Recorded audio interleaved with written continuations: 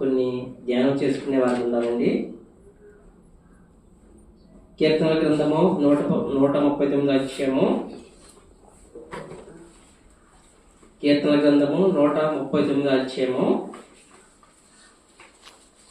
17-18 వచనాలు మనము కలిసి చదువుకుందాం. కీర్తనల గ్రంథము 139 అధ్యాయము 17వ వచనము 18వ వచనము అందరం కలిసి చదువుకుందాం.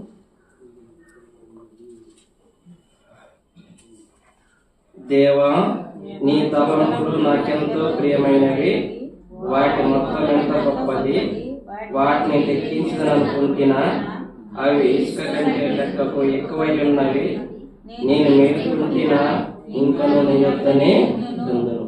మరొక భాగము 1 కొరింథీయులకు రాసిన పత్రిక 11వ అధ్యాయము 28వ వచనము అందరం కలిసి చదువుకుందాం. 1 కొరింథీయులకు రాసిన పత్రిక 11వ అధ్యాయము 28వ వచనము.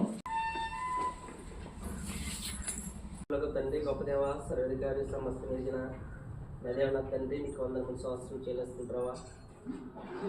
ఈ యొక్క దినాన్ని విధంగా వచ్చిన దీన్ని బట్టి ప్రభావ నీకు వందనములు.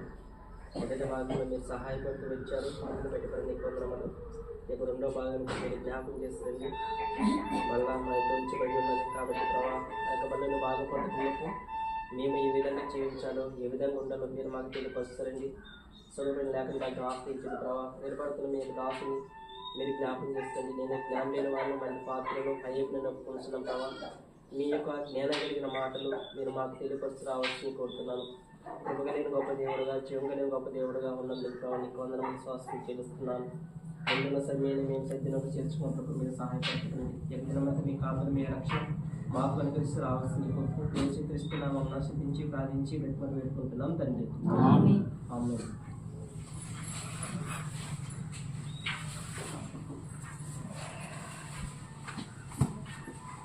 కీర్తన గ్రంథము 139 అధ్యాయంలో 17-18 వచనాలు ఈ విధంగా జ్ఞాపకం చేస్తున్నాయి.